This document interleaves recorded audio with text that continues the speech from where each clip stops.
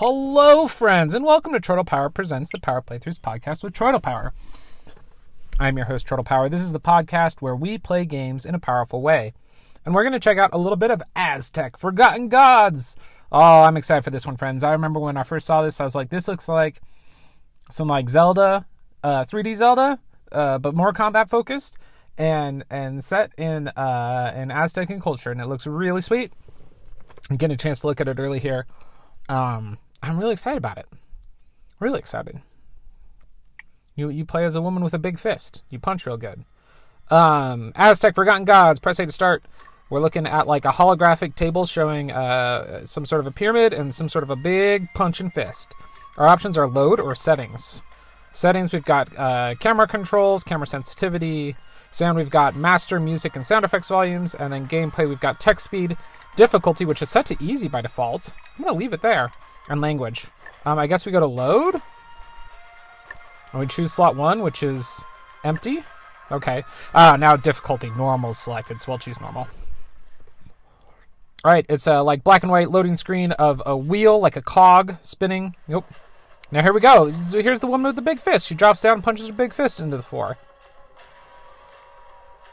She looks cool. She's got her hair up. Her name's Zuma. It says, the chamber. I have to reach the chamber. And we're in third person action immediately. Think, where was it again? We're in like a giant hallway with big statues sticking out the wall. She says, I must hurry. Double jump in midair. We're very floaty in our jumps. Y to attack. Whoa, what was that? There's a big robot. Oh, okay. So you like fly at people when you punch them. Alright. Jump to hang on a rail, then move sideways. You'll grind the rail at high speed, like grinding wall running. That was cool. She says training paid off. Ooh, wait, where are we? We're in the dark. Okay, here we go. Grinding this rail. She says, I'm getting closer. Oh man, a bunch of rocks. That's no problem for me. I'll just punch them all. Punch the rocks. Here's some floating Aztec robot things. Just beating them up a bunch with the Y button. Press Y to punch, it says over and over again. Okay. Now we'll punch some rocks. You just go rocketing at whatever you're aiming. Like it gets a little circle on it saying you're looking at it. And then when you punch, you just go flying at it. Now it says left trigger or left shoulder. Hold to propel yourself through the air with momentum. Oh, we're just flying.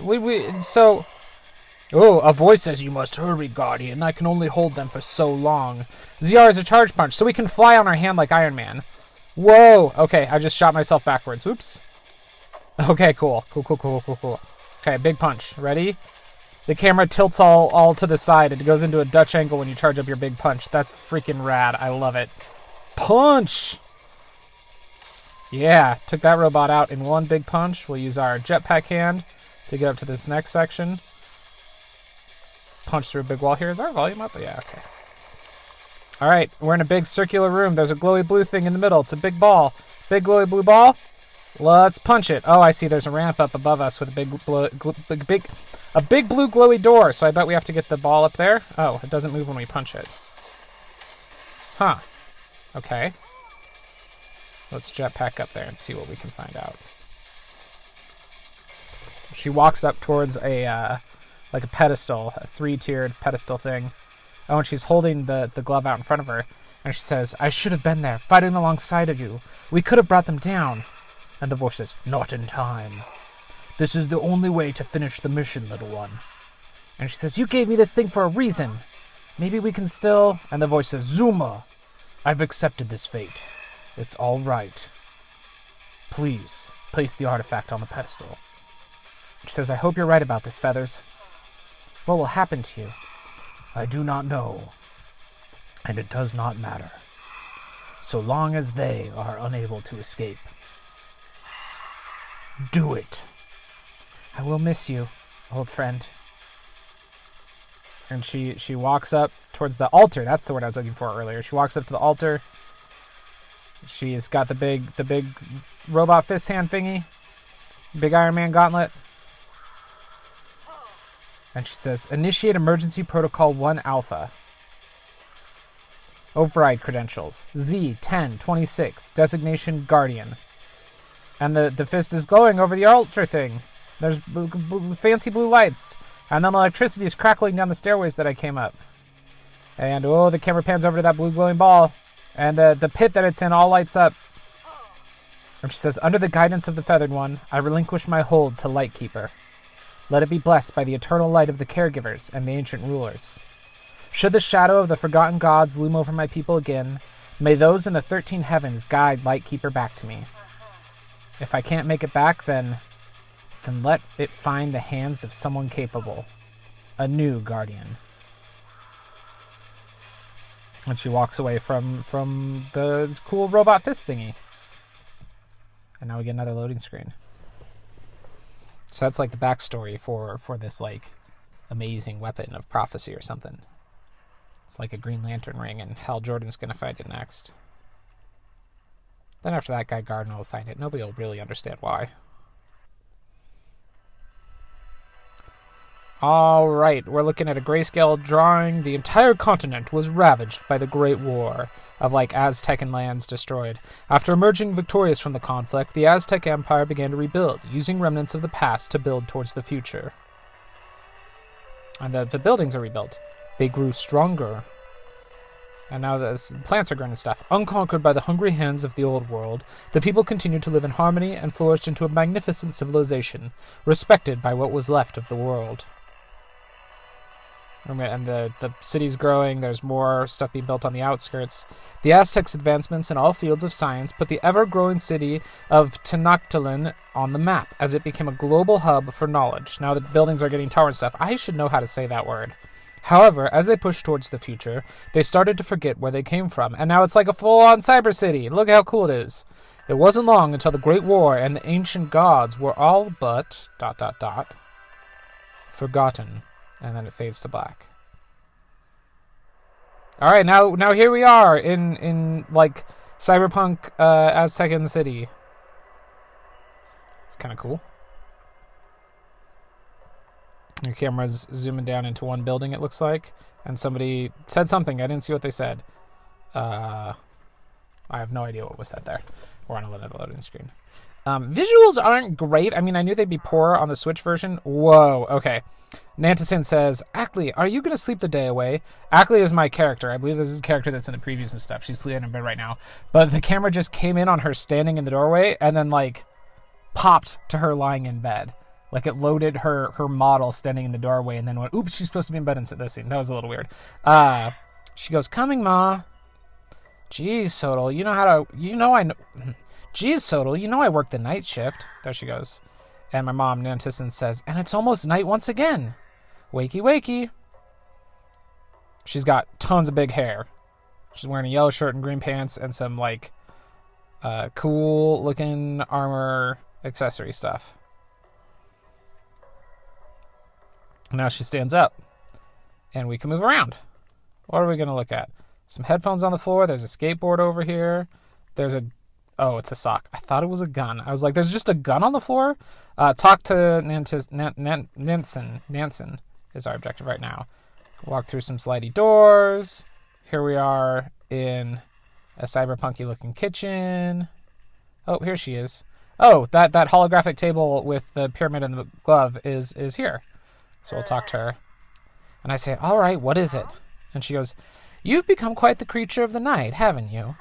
And I say, night deliveries pay more, Ma. Upkeep on this arm hasn't exactly been cheap. So she's got a cybernetic arm, it looks like. And I say, what are you working on? That's my character has a cybernetic arm. What are you working on? Last minute prep work for your big day tomorrow? And my mom says, no, that's all taken care of. This is a little side project.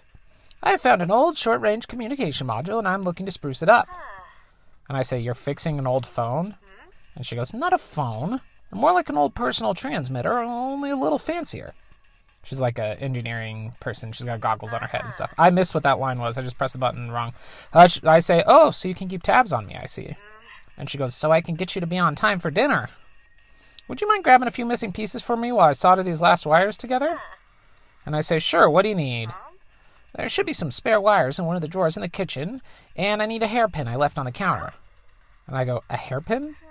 And she goes, it's all about improvisation, Atch. And I go, yeah, sure. All right. things have gotten more mundane. We're now looking for spare wire and a hairpin. Let's go to the kitchen, and I pressed A to take, and she says, so sciencey. So I'm guessing that means I got the spare wire.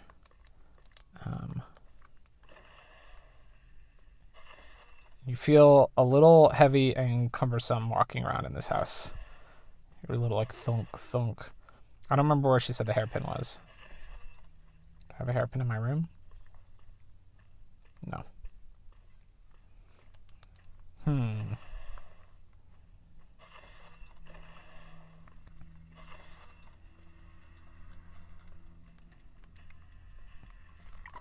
Pause. No.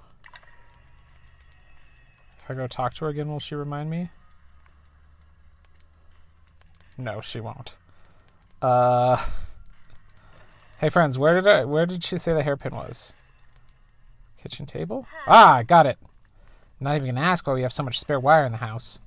Oh, there's a photo on the wall of me as a little kid, presumably, and my mom and my dad looking all happy. And she goes, I miss him every day too, Ash. And nothing has been the same without him. And I say, I wonder what Dad would say about the mess you've made of his workshop. Always so neat, my medlot. Still not sure why he went for a hot mess like me. And I go, I wouldn't say hot mess, just maybe a lukewarm one. And camera pans in on the photo. It's a cute picture. Cute illustration style. Saving the game. All right, talk to Nansen. So what did happen to your assistant, is what I ask her. And she goes, he misinterpreted the iconography warning for a second-era heat exhaust. He stayed in the medical center for a few days. And I say, well, if you are gonna work late in a second-era dig site, you better make damn sure you know the difference between a first-era shuttle, Xochitl, I don't know that word, and a second-era brazier. And then I say, Tipo said he saw him and all his facial hair was gone? She goes, poor boy. I guess he burned his face off, is what they're saying. To be honest, it sounds like an improvement. That mustache was creepy as Micklin. Yeah, well, he did seem more mortified about that than his eyebrows. You're working with a bunch of idiots, woman. Perhaps my history-loving daughter should come over, teach them a few things. And I go, teach those lazy weirdos? That's a lost cause if I've ever seen one. I'd rather have a job I can do all on my own. It's better that way. Besides, you need me here. Who else would be willing to fetch your misplaced wires and hairpins? She goes, I'm serious, Ash. Are you sure you don't want to come with me and work at the Institute? I say, whew, with a 3rd degree here, Ma. And she goes, you're so bright. Do you ever think you'll get tired of running around the rooftops and delivering packages? Not saying there's anything wrong with that. I love you no matter what you do. But maybe you want to explore a few more options. And then there must be a doorbell going off or something. She says, I wonder who that could be at this hour. Institute business never stops, huh? I should hope this isn't... I said Institute business never stops. And she goes, I should hope this isn't Institute business. Oh, it's her phone. She answers her phone and says, hello? Dr. Kahuni? Good evening. To what do I owe the pleasure? And she goes walking away, and I'm left standing here. She says, yes, tomorrow is the big day. Hope you're ready to... What?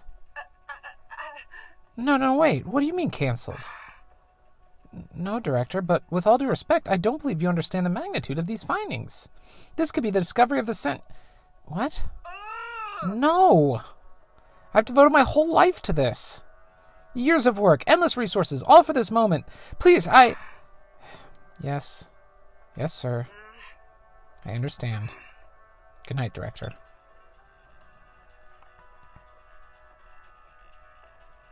What happened? That didn't sound good. Director Kahuni just canceled the project. And I go, what? He called off your final test tomorrow? Like, postponed it? And she goes, no, he outright canceled the whole thing. He's moving me and my team back into headquarters, sealing off the dig site. What? Why? I thought it was only the final experiment that was missing. And she goes, it was. I don't get it. We finally managed to stabilize the energy core in preparation for extraction and containment. All the pre-approvals passed with flying colors. There's no reason for denying final approval, let alone cancel the whole thing.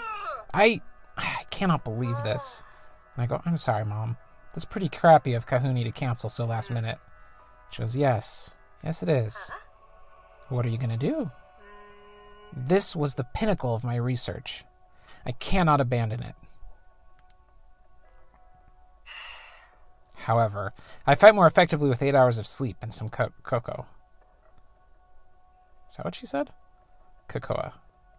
Is that the cocoa plant? Anyway. Go rest, baby. We'll deal with this in the morning. We'll fix this. You'll see. Good night, Ida. Night, Ma. All right. And she walks off to go to bed.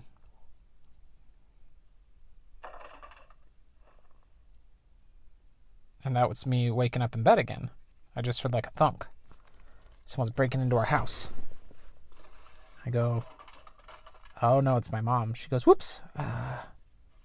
What's she doing? What are you doing, Ma? I see what you're about. Is my mom sneaking out or something? It said follow her. Do I go out the front door now? No.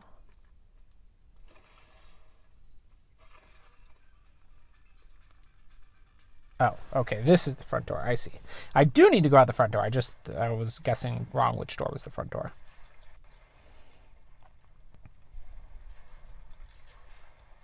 It is extremely warm out here in my mobile podcasting studio.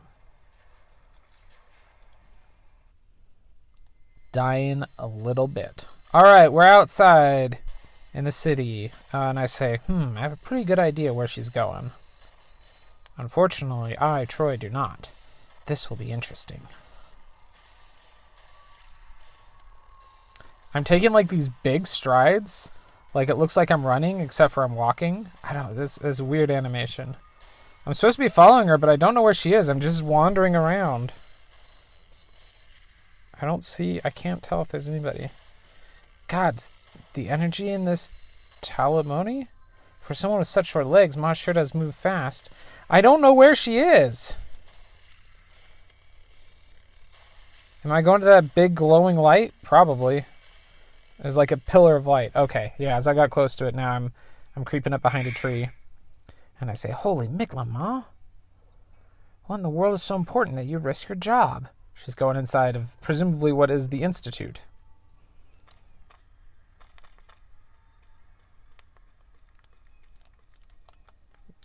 This walk animation is so weird. Okay, stepping inside the Institute, I think.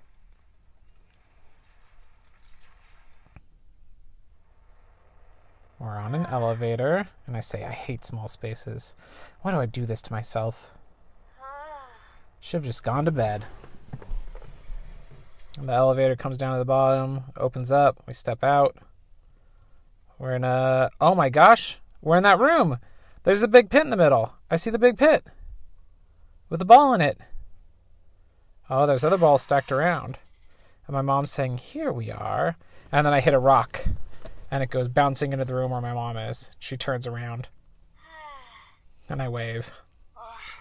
And she goes, of course. And I say, did you actually think I'd let you sneak out alone in the middle of the night to some awesome off-limits dig site and not come along? And she goes, come over here. All right, let's go over to her. Talk. There we go. She says, this is a very delicate matter. It's too dangerous for you to be here. You're not briefed. What did I just do? Oh, I just yanked on a cord and unplugged something. You haven't been shown the safety protocols. And I say, oh, protocols my ass. If the safety protocols were so important, why did you break literally all of them? Probably. And she goes, actually, you don't understand. By coming here, I'm going against direct orders. I could be fired. Or worse, I could be sent to Mali for insubordination and trespassing. I don't want you to get wrapped up in this. You should head home. And I say, I understand perfectly. You're doing all this because this is important to you. And if it's important to you, it's important to me. So, less arguing, more telling me how I can help. She goes, you are a little too much like me for your own good. Fine. By digging here, I believe we unearthed some sort of massive energy core. Its power signature is beyond anything we have ever seen before. I say, our ancestors allegedly had access to incredibly advanced technology, even for today's standards. Perhaps this is how they powered our ancient toys? She goes, if we were to connect that energy core to the central grid as is, we could power the entire empire for decades. And if we could contain and study the energy within, if we could understand it and replicate it, we might be able to power the entire world for centuries, maybe more. Solve the global energy crisis overnight. Do you understand why we can't just abandon this? What do you need me to do? Come, let me show it to you. Okay, so now it's showing me following her back out to that room where the pit is. Oh, except we're not going to the pit, we're going up the stairs to where the altar was that the glove was in, but I don't see the glove, I just see the glowing energy. Oh no, wait, the glove is there, I just can't see it very well. She says, this artifact is some sort of limb attachment. We tried to make it work remotely, but we never could. It seemingly relies on a living host to operate. We're uncertain what its original purpose was, but based on our test of the material and by tracing the energy that remains within its wiring, we have found that it can collect and expel energy. In theory, this gauntlet should allow us to interact with the core, absorb its contents through a biphasic homeostatic ionic extraction, and transport it safely to my lab, then conduct further analysis to try and replicate its signal. And I say, so you want to grab that thing and see if it can suck all the energy out of the orb over there? And she goes, that's one way to put it. And then study that energy up close, yes. And I say, could have just said all that. Anything else I need to know?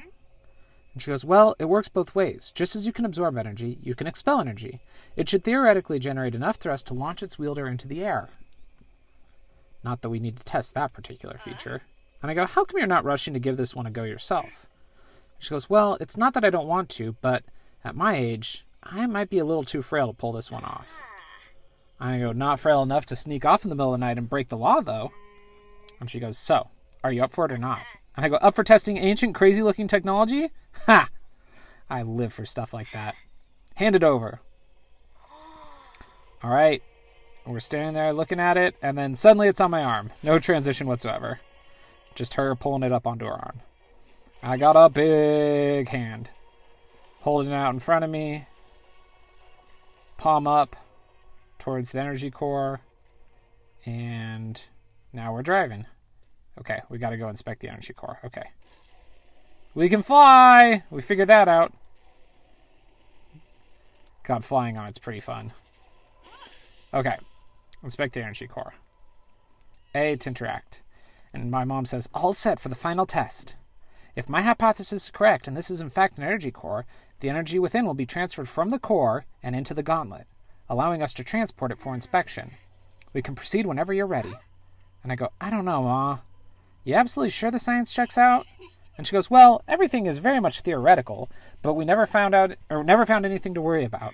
And I go, I just have a very bad feeling about this. And Mom goes, I understand.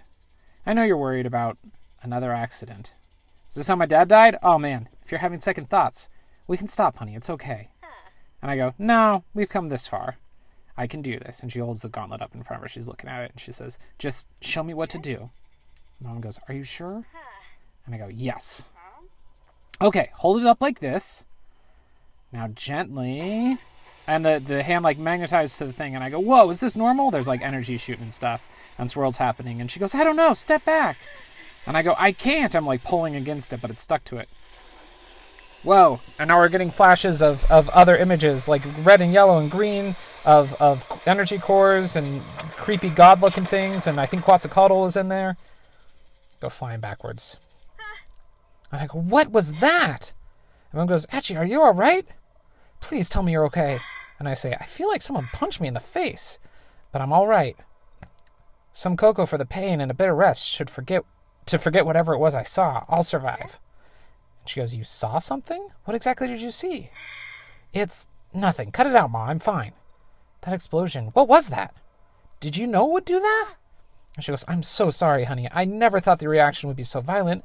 I didn't mean to put you in harm's way. And I go, well, I knew what I was getting into. Don't worry about it. Did it work?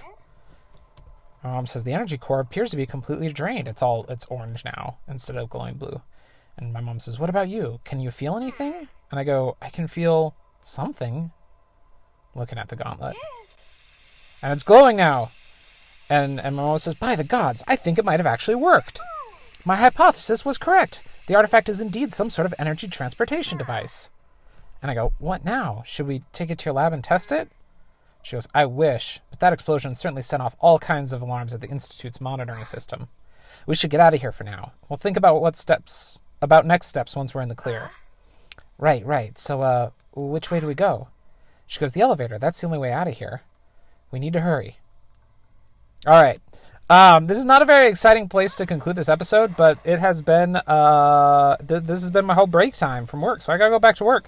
What I can tell you about this game so far is there's a lot more story at the start than I would expect, but you get a big glove that you can fly around on. Can I double jump yet? Let's see. Jump. Yeah, and then you like float on your jumps, and then you can put the thing out behind you and just like rocket around on it. Can I punch? I can punch. So I have a stamina bar down at the bottom that's got a fair bit of stamina. Like, listen to me, I'm just wailing on the punch button, and there I finally ran out of stamina. So, this can't go out for a bit because there's an embargo. So, by the time you're hearing this, I will definitely have played more of this, and I should have some thoughts up on Geek to Geek Media. So be sure to check out geek2geekmedia.com for more thoughts from further on in the experience. Yeah, the gameplay seems fun. Gave you a little taste of it at the beginning, and then lots of plot. So hopefully the gameplay picks up from here on out. I'll see you later, friends. Until next time, tap and hope for the best. The Power Playthroughs podcast is part of the We Can Make This Work Probably podcast network and Geek to Geek Media. Visit chortlepower.com to find more of my nonsense, links to both networks, and the Patreon where you can support the show.